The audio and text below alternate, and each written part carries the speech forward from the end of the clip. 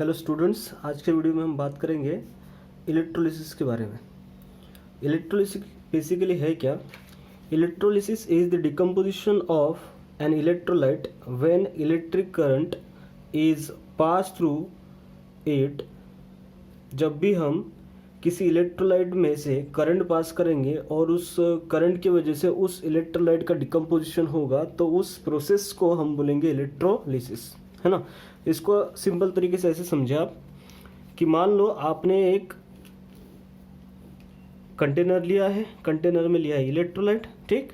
जैसे मान लो इसमें हमने लिया NaCl, तो NaCl होगा तो दो आयन इसके बनेंगे, मोल्टन NaCl लो या आप उसका सॉल्यूशन ले लो, उसमें क्या मिलेंगे? उसके आयन्स Na+Cl-। तो ये है हमारा इलेक्ट्रोलाइट, ठीक। और इस इलेक्ट्रोलाइट जो हमारा है उसमें हमने मान लो दो इलेक्ट्रोड डीप कर दिए हैं, ये इनर्ट इलेक्ट्रोड है, ठीक।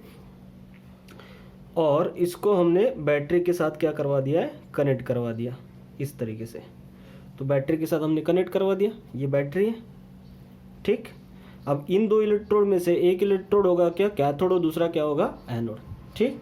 तो यहाँ पे मान लेते हैं कि ये हमारा क्या है? एनोड है और ये क्या है? कैथोड। हम पोजीशन ऐसे रखते हैं, एनोड और क्या होता है? कैथोड। अब यहाँ पे इम्पोर्टेंट चीज़ ये है कि हम बैटरी बाहर से कनेक्ट कर रहे हैं और बैटरी से हम क्या पास करें? इलेक्ट्रिसिटी पास करें, मतलब करंट पास कर रहे हैं, ठीक। और ये करंट ये यहाँ से पूरे सर्किट से ऐसे अंदर सॉल्यूशन से पास होगा with the help of ions, ठीक।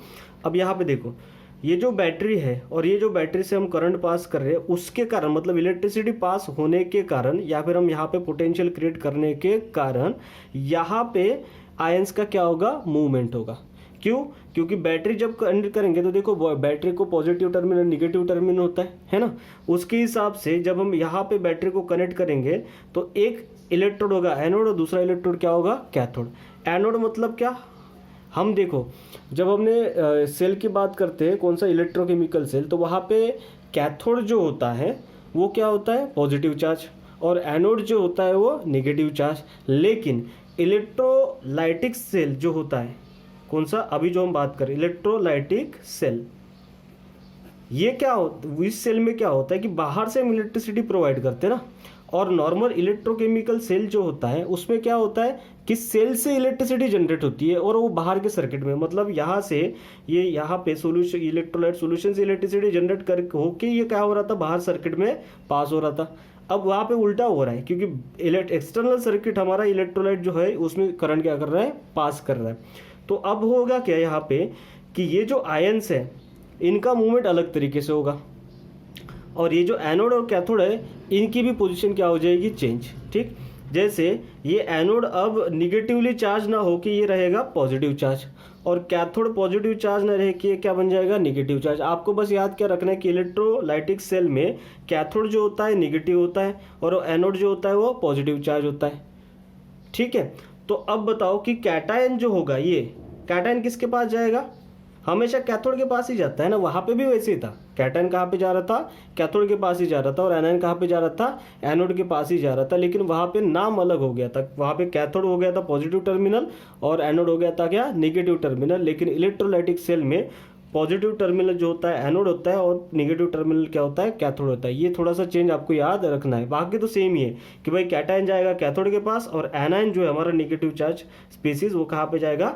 एनोड के पास जाएगा, ठीक। अब यहाँ पे जो होता है वैसे होगा, कैथोड पे हमेशा क्या होता है? रिडक्शन, और एनोड पे हमारे हमेशा क्या होता है? ऑक्सीडेशन। सेम प्रोसेस यहाँ पे भी होगी, कैथोड पे क्या होगा? रिडक्शन होगा और एनोड पे क्या होगा? ऑक्सीडेशन होगा। अब यहाँ पे रिडक्शन कैसे होगा? देखो सोडियम यहाँ पे गया, सोडियम यहाँ पे जाएगा तो ये यहाँ से इलेक्ट्रॉन इसको मिल जाएगा एक, ये सर्किट में से जब इसमें से करंट पास होगा तो इलेक्ट्रॉन का फ्लो यहाँ से यहाँ होगा, फिर दैट इज फ्रॉम एनोड से लेके कहाँ पे होगा? कैथोड, ठीक। तो इलेक्ट्रॉन यहाँ से यहाँ जाएगा ऐसे, तो करंट रिवर्स डायरेक्शन में जाएगा फ्रॉम कैथोड टू एनोड, ऐसे होता है अपोजिट में। तो हो क्या रहा है कि सोडियम जाएगा कहाँ पे? कैथोड के पास। अब कैथोड के पास ये देखो एनोड से क्या आ रहे हैं? इलेक्ट्रॉन्स आ रहे हैं। ये इलेक्ट्रॉन्स यहाँ पे इलेक्ट्रोड के पास आएंगे, ये इलेक्ट्रॉन सोडियम के साथ कंबाइन होगा और सोडियम को इलेक्ट्रॉन मिल जाएगा, तो sodium plus ion will be converted into the Na। मतलब जो रिएक्शन होगी कहाँ पे? कैथोड पे, वो ऐसे दिखेगी। कैथोड पे क्या होगा? सोडियम आएगा प्लस इसको एक इलेक्ट्रॉन मिलेगा और ये क्या बन जाएगा? Sodium solid. मतलब यहाँ पे डिपोजिशन होगा किसका?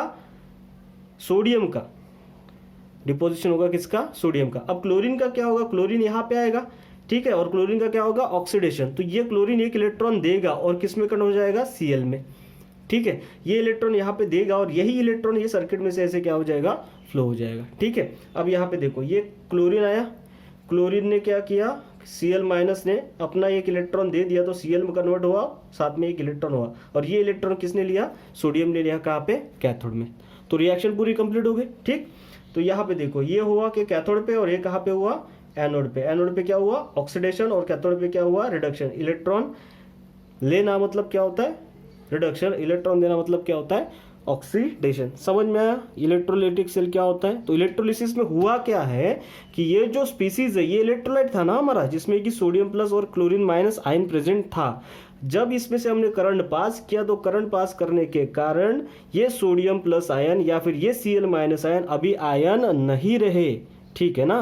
देखो ये सोडियम प्लस आयन किस में कन्वर्ट हो गया, सोडियम मेटल में कन्वर्ट हो गया, और क्लोरीन जो है Cl हमारा Cl माइनस आयन ये किस में कन्वर्ट हो गया, Cl में। अब इसको हम ऐसे लिख सकते हैं, हाफ ऑफ क्या, Cl2, एक Cl का मतलब क्या, हाफ ऑफ Cl2, और ये क्या बन जाएगा फिर, Cl2 गैस। तो यहाँ पे क्लोरीन गैस के क्या मिलेंगे आपको, बबल्स मिलेंगे जो ऊपर ऐसे आएंगे।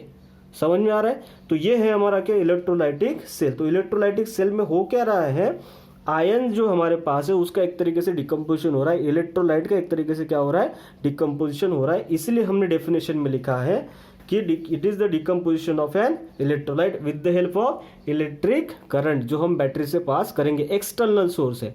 अच्छा, हम एक्सटर्नल इलेक्ट्रिसिटी क्यों दे रहे, क्योंकि हमें कोई नॉन स्पॉन्टेनियस रिएक्शन को करवाना है। इलेक्ट्रोकेमिकल सेल में क्या हो रहा था, कोई स्पॉन्टेनियस रिएक्शन हो रही थी और उसके थ्रू इलेक्ट्रिसिटी जनरेट हो रही थी, अगर आपको याद होगा जब मैंने बात करा था फर्स्ट सेल में, डैनियल सेल में तब। और इलेक्ट्रोलाइटिक सेल में क्या होता है, उसका रिवर्स होता है। वहाँ पे भी मैंने डेफिनेशन आपको बताई थी इलेक्ट्रोलाइटिक सेल का मतलब क्या होता है, जिसको हम वोल्टामीटर भी बोलते हैं। तो यहाँ पे होगा क्या कि जो इलेक्ट्रोलाइट है उसका डिकम्पोजिशन होगा with the help of electric current. बाहर से इलेक्ट्रिसिटी देंगे हम और उसके थ्रू जो रिएक्शन नहीं हो सकती उस रिएक्शन को हम करवाएंगे, ठीक है।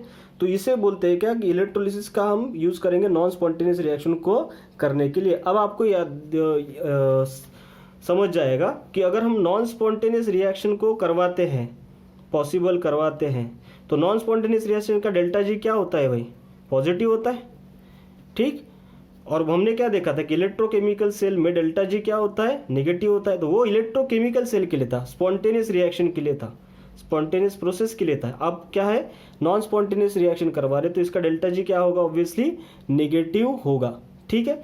तो हमें यहाँ पे क्या मिलेगा, डेल्टा जी नेगेटिव मिलेगा, सॉरी पॉजिटिव मिलेगा, किस केस में, अपना इलेक्ट्रोलाइटिक सेल में। और इलेक्ट्रोकेमिकल सेल में वो क्या था, नेगेटिव था। और ये नेगेटिव आने के लिए हमने फॉर्मूला क्या लिया था, delta G is equal to minus N F E बराबर, where E is pot cell potential था, और ये सेल पोटेंशियल वहाँ पे क्या आ जाता, पॉजिटिव। और पॉजिटिव आने के कारण पूरा डेल्टा जी क्या हो जाता है, ये नेगेटिव साइन के कारण नेगेटिव होता था।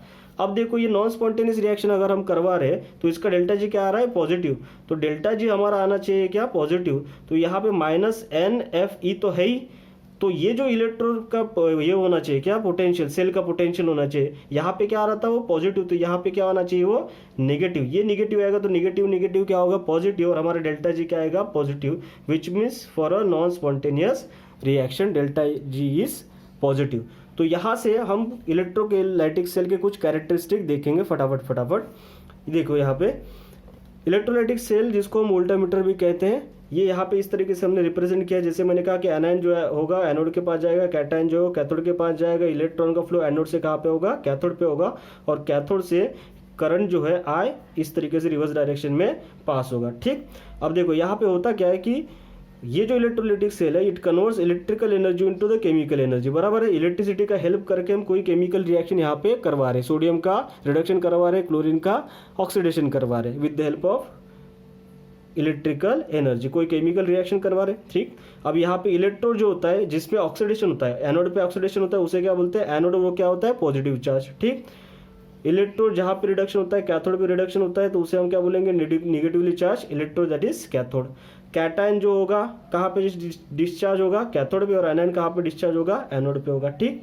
उसके बाद एनोड से इलेक्ट्रॉन का फ्लो होगा कहाँ पे, कैथोड पे, और कैथोड से फ्लो ऑफ करंट होगा रिवर्स डायरेक्शन में, ये भी हमने देखा। ठीक, उसके बाद सेल का पोटेंशियल जो होगा इस सेल का, इलेक्ट्रोलाइटिक सेल का, वो क्या होगा, निगेटिव, ताकि उसका डेल्टा जी क्या आएगा, पॉजिटिव, क्योंकि ये नॉन स्पॉन्टेनियस रिएक्शन को करवा रहे हैं, उसका डेल्टा जी क्या आता है, पॉजिटिव आता है। ठीक, अब यहाँ पे देखो एनोड पे रिएक्शन क्या हो रही है, ऑक्सीडेशन, कैथोड पे क्या हो रहा है, रिडक्शन, ये तो हमने देख लिया। ए एंड बी जो दोनों है यहाँ पे बन रहे, ऑक्सीडेशन और रिडक्शन के प्रोडक्ट जो बन रहे, उनको हम प्राइमरी प्रोडक्ट्स बोलते हैं।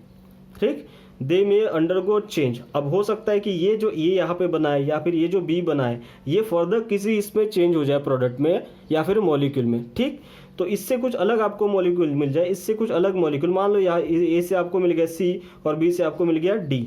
ठीक, अपने आप कन्वर्ट हो गया वहाँ पे, पहले ए में बना और ए से क्या बन गया सी, और बी से क्या बन गया डी। अगर ऐसे हुआ तो ए और बी को हम बोलेंगे प्राइमरी प्रोडक्ट, और जो सी और डी होंगे इसके थ्रू बनेंगे उनको हम क्या बोलेंगे, सेकेंडरी प्रोडक्ट्स मिलेंगे। ठीक, तो they may undergo change to form molecules और compounds called as secondary products. तो प्राइमरी प्रोडक्ट सेकेंडरी प्रोडक्ट में अगर कन्वर्ट हो गए तो उसे मतलब दूसरे कोई प्रोडक्ट में कन्वर्ट हो गए तो उसे बोलेंगे सेकेंडरी प्रोडक्ट। ठीक, जैसे एग्जांपल के तौर पे यहाँ पे देखो कि हमारे पास अगर मोल्टन मेटल है जैसे कि NaCl है। ठीक, तो मोल्टन मेटल NaCl जो है, ये NaCl का अगर आप इलेक्ट्रोलिसिस करवाओगे मोल्टन NaCl का, ठीक, तो होगा क्या कि सोडियम जो है कहाँ पे डिपॉजिट हो जाएगा, कैथोड पे, और क्लोरीन जो है वो कहाँ पे डिपॉजिट होगा, एनोड पे डिपॉजिट होगा। तो दो ही प्रोडक्ट मिलेंगे, एक तो मिलेगा क्या, सोडियम, और दूसरा क्या मिलेगा, क्लोरीन। लेकिन वही अगर आप एक्वेस सॉल्यूशन ऑफ NaCl लोगे ये वाला, तो आपको सोडियम मेटल नहीं मिलेगा, आपको क्या मिलेगा, प्रोडक्ट NaOH मिलेगा, Cl2 मिलेगा और H2 मिलेगा। एक्चुअल में NaCl से दो ही प्रोडक्ट मिलने चाहिए थे, सोडियम और क्लोरीन गैस। लेकिन ये कब पॉसिबल, मोल्टन के केस में। अगर एक्वेस सॉल्यूशन लिया तो यहाँ पे क्या होगा, आपको NaOH मिलेगा, हाइड्रोजन मिलेगा और साथ में क्लोरीन गैस मिलेगा। तो ये जो क्लोरीन गैस है ये तो यहाँ पे भी मिल रहा था, तो ये हमारा हुआ क्या, प्राइमरी प्रोडक्ट। और ये NaOH और H2 मिल रहा है, इसको हम बोलेंगे क्या, सेकेंडरी प्रोडक्ट, क्योंकि ये किससे बने, प्राइमरी प्रोडक्ट से बने हुए हैं। ठीक।